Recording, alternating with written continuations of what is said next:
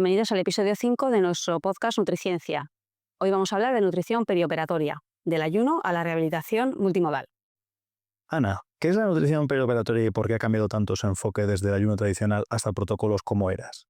La nutrición perioperatoria ha pasado de un modelo centrado en no interferir a asumir un papel activo en la modulación del estrés quirúrgico, la preservación de la masa muscular y la reducción de complicaciones. Hemos hecho un viaje desde el ayuno preoperatorio clásico a los protocolos ERAS, que integran nutrición, ejercicio, anestesia y manejo del dolor. La definición moderna de estas estrategias es un conjunto de intervenciones nutricionales antes, durante y después de la cirugía, con el objetivo de optimizar el estado metabólico, modular la respuesta inflamatoria y acelerar la recuperación funcional. Destacaría los siguientes conceptos claves. La prehabilitación nutricional. Se aconseja identificar y corregir el riesgo nutricional antes de la cirugía. La utilización de bebidas ricas en carbohidratos hasta 2 horas antes de la cirugía. La prevención de sarcopenia quirúrgica con un plan de ejercicio antes de la cirugía y una movilización precoz después de la cirugía. Y la utilización de la nutrición enteral o de la dieta oral como fármaco para reducir infecciones y estancia. Ana, ¿qué es el GER y la vía rica? El GERM es el Grupo Español de Rehabilitación Multimodal y es un grupo multidisciplinar que nació en España en el año 2008 para promover la rehabilitación multimodal en cirugía. Su objetivo es reducir la variabilidad en la práctica perioperatoria, aplicar evidencia de forma sistemática y mejorar los resultados quirúrgicos. Y la vía rica es la propuesta de este grupo, es una vía clínica de recuperación intensificada en cirugía del adulto. La primera vía rica fue publicada en el año 2015 como vía de cirugía abdominal y tras su revisión y la última edición que fue en el año 2021 se ha ampliado a prácticamente todas las especialidades quirúrgicas mayores. La filosofía del GERB y la vía rica se basa en 3 pilares fundamentales. Una serie de paquetes de medidas perioperatorias, son 135 medidas generales y luego hay alguna específica por cada cirugía, que incluyen medidas relacionadas con la nutrición, la anestesia, la movilización, la analgesia y el manejo sanguíneo. Fomenta el trabajo en equipo multidisciplinar, cirujanos, anestesistas, endocrinos, nutricionistas, rehabilitación, enfermería, y destaca también la participación del paciente, al que se le va a informar sobre este tipo de procesos, se le va a capacitar y se va a implicar en su recuperación. El propósito final de la vía rica es reducir las complicaciones, acortar la estancia hospitalaria, acelerar la recuperación funcional y disminuir la mortalidad y optimizar los recursos. ¿Cuáles son las principales acciones desde el punto de vista de la nutrición de la vía rica? Algunas de las acciones más relevantes definidas en la vía rica son el cribado nutricional sistemático en todos los pacientes candidatos a cirugía mayor. Si hay riesgo nutricional, hay que hacer una valoración nutricional detallada e incluirá un plan de tratamiento nutricional con monitorización de la tolerancia y la respuesta. Y si el paciente tiene desnutrición severa o riesgo nutricional elevado, iniciar un tratamiento nutricional que al menos tenga una duración de 7 a 10 días antes de la cirugía. Incluso en algunos casos se puede proponer retrasar la cirugía para conseguir un buen estado nutricional del paciente. Y el segundo punto destacado sería el rechazo del ayuno prolongado. Se permite ingesta de alimentos sólidos hasta 6 horas antes de la cirugía y de líquidos claros, específicamente suplementos diseñados con hidratos de carbono específicos hasta 2 horas antes de la cirugía.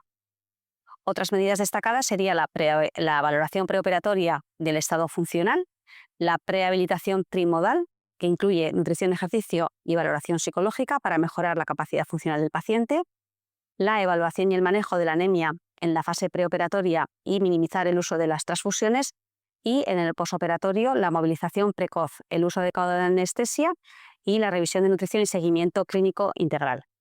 Oye, Ana, ¿y qué aporta la vía rica al enfoque de la nutrición perioperatoria? La vía rica establece un marco estructurado, consensuado y multidisciplinar, en el que la nutrición tiene un rol protagonista, no es opcional. Permite estratificar a los pacientes si tienen riesgo nutricional con una decisión anticipada y un tiempo de intervención nutricional.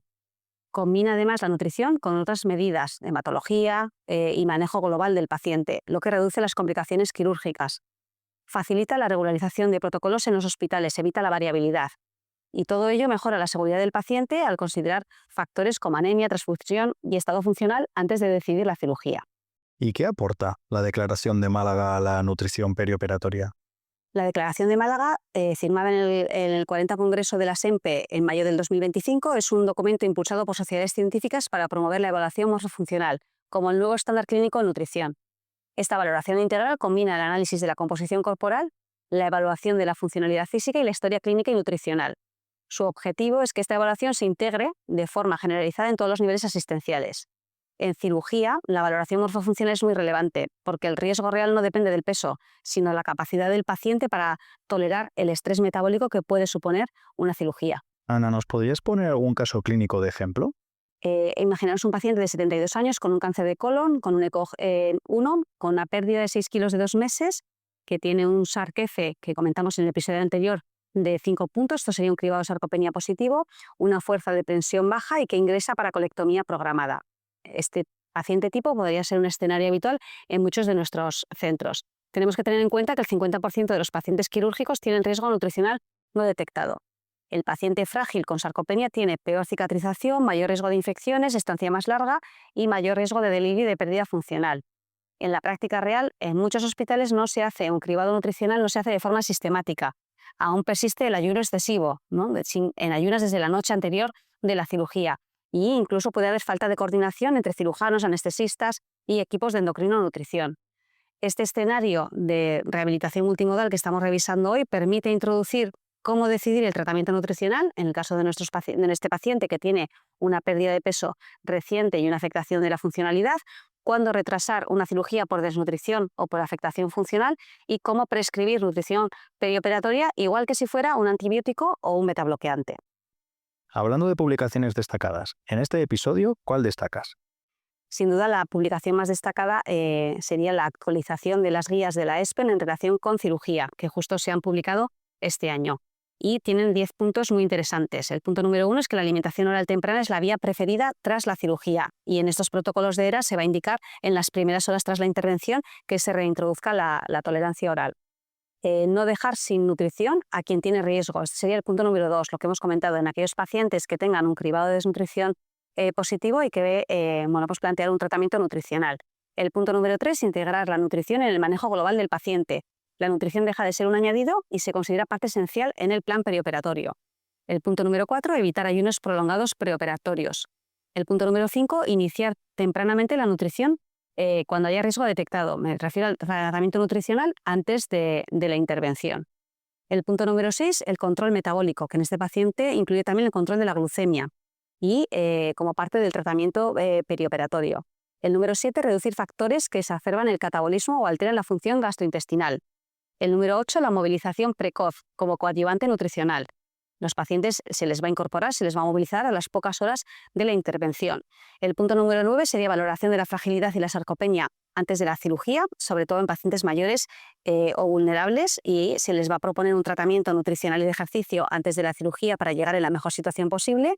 Y en el punto número 10, recordar y de forma global que la prehabilitación pues tiene una indicación en muchos pacientes que van a tener riesgo nutricional porque se enfrentan a una cirugía. Algunas lagunas que tiene esta publicación: esta guía representa un gran avance, pero todavía reduce muchas de las limitaciones clásicas de la nutrición clínica.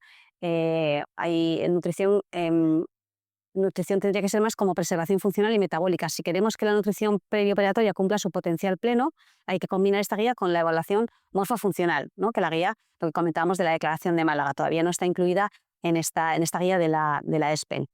Es urgente diseñar rutas de seguimiento nutricional a medio y largo plazo. Esta guía establece lo que es un poco el tratamiento perioperatorio antes del ingreso y justo después de la intervención, pero tendremos que ir más allá de la fase aguda. Falta aprovechar mucho más las nuevas tecnologías. En esta guía nos incluyen herramientas de inteligencia artificial que hemos comentado en otros episodios que podrían ser útiles a la hora de evaluar a estos pacientes. Y finalmente, la implementación real de estas recomendaciones exigen equipos multidisciplinares, protocolos operativos, recursos, formación, que supone un reto organizativo tan relevante como el reto clínico. Y Ana, ¿cómo podemos mejorar la atención al paciente? Hay distintos niveles en los que podemos mejorar la atención. Cada uno debe analizar en su entorno cómo lo está haciendo. Puede haber acciones a nivel clínico, desde implementar el cribado en consultas y en preoperatorios, en los protocolos de ayuno abreviado real, que no solo sea un papel, checklists perioperatorios que se vayan registrando todas estas medidas que nos propone la Vía Rica y sobre todo pues, formación y entrenamiento del personal sanitario sobre nutrición como parte de la seguridad quirúrgica. También habría acciones dentro de nivel organizativo. Se podrían crear equipos de nutrición perioperatoria en el que participen los profesionales que hemos comentado de manera organizada. Se podría digitalizar el proceso, podría haber aplicaciones o QR para guías rápidas de manejo y para revisar si se están siguiendo todos los ítems. Otro punto de acción serían recomendaciones para pacientes que ya estén establecidas y que sean fáciles de entregar o de facilitar a los pacientes y de entender por su parte, en las que pongamos los objetivos de la proteína, de movilización precoz, insistir en la toma de las bebidas ricas en hidratos antes de la intervención o incluso detectar señales de alarma y cómo controlar el progreso cuando el paciente esté en su domicilio. Otro punto importante es el tratamiento nutricional. En la Guía Rica, en la actualización de julio del 2024, se revisan 2 recomendaciones en relación a la inmunonutrición. Y en una de ellas, la 119, la inmunonutrición parece recomendable en pacientes desnutridos sometidos a cirugía mayor oncológica de la mayor parte de las localizaciones abdominales. Esto es una recomendación fuerte y sobre todo en el periodo del posoperatorio. Tenemos varios grupos que han publicado estudios en relación a la eficacia de este tipo de tratamiento nutricional. El término de inmunonutrición se refiere a fórmulas enriquecidas con uno o varios nutrientes inmunomoduladores, que fundamentalmente son arginina, ácidos grasos omega 3, EPA-DHA, nucleótidos y en menor medida pueden incluir también glutamina, antioxidantes.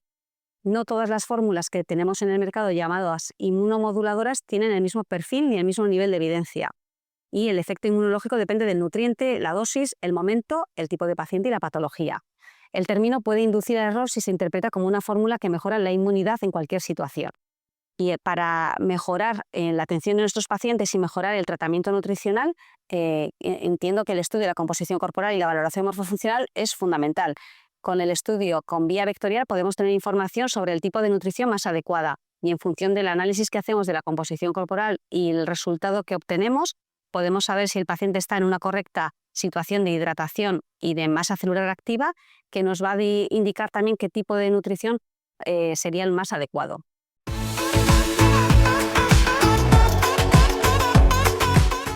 Ana, en la sección Nutriía de este podcast, ¿qué destacarías de inteligencia artificial en la nutrición perioperatoria?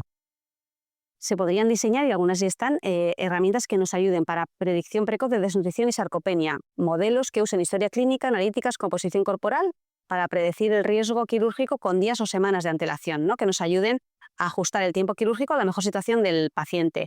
Lo que comentábamos de la identificación automática por herramientas de IA en el escáner de la calidad y la cantidad de la masa muscular. Otras herramientas dirigidas a la predicción de riesgo de complicaciones posquirúrgicas. Esto sería muy útil, ¿no? Algoritmos de Machine Learning que integran datos preoperatorios y que predicen el riesgo de infecciones, en el retraso de cicatrización o incluso de estancia prolongada. Algoritmos de decisión y tratamiento nutricional. También podríamos tener algoritmos con IA que sugieran qué tipo de fórmula enteral es más adecuada en función de los datos que tenemos de la composición corporal, cuáles son los requerimientos proteicos, si tenemos que retrasar o no la cirugía por la situación de desnutrición. Otra opción sería generación automatizada de planes de prehabilitación personalizados. Estos planes deben incluir ejercicio, ingesta proteica, horarios de suplementos y también nos pueden ayudar. Para seguimiento remoto, también un escenario en el que pueden ser muy útiles las herramientas de inteligencia artificial, aplicaciones que monitorizan la fuerza de presión, los patrones alimentarios, la adherencia a suplementos, el riesgo de complicaciones postquirúrgicas e incluso también podríamos tener herramientas de procesamiento automático de guías clínicas, asistentes que ayuden y que integren las guías ERAS, las guías de la ESPEN, otras guías quirúrgicas, para que tengamos protocolos actualizados en el hospital y que todos los profesionales podamos utilizar la mayor evidencia posible, la más reciente. Quiero destacar que la IA ya permite detectar sarcopenia quirúrgica sin hacer pruebas nuevas. Podemos utilizar los escáneres que tiene el paciente para la valoración de su patología de base y ese uso oportunista del escáner nos permite analizar su composición, su masa muscular. La monitorización funcional remota será clave para la recuperación posoperatoria, porque sabemos cómo sale el paciente del hospital, pero lo ideal sería también tener esa información que pasa luego en su domicilio. Los algoritmos permitirán priorizar qué pacientes necesitan más nutrición, más prehabilitación, antes incluso que verlos físicamente. Podemos tener esa información. Y yo creo que en este escenario se abre la era de la nutrición quirúrgica de precisión. Y esa precisión creo que debe incluir herramientas de inteligencia artificial. Para cerrar este episodio os vamos a dejar disponibles distintos documentos. Será el documento que hemos comentado, la publicación de las guías ESPEN sobre cirugía, la Guía Rica, la actualización de 2021, unas tablas comparativas que creemos que pueden ser de gran utilidad y otros enlaces de interés. Hoy hemos revisado la nutrición perioperatoria del ayuno a la rehabilitación multimodal. En los próximos episodios revisaremos otros temas en profundidad. Si algo de lo que has escuchado en este episodio te ha resultado interesante o te ha hecho reflexionar, te animamos a que lo compartas con tus compañeros. Gracias por acompañarme en este viaje. Soy Ana Zugasti y este ha sido el 5.º episodio de nuestro podcast Nutriciencia. Te esperamos en el próximo capítulo.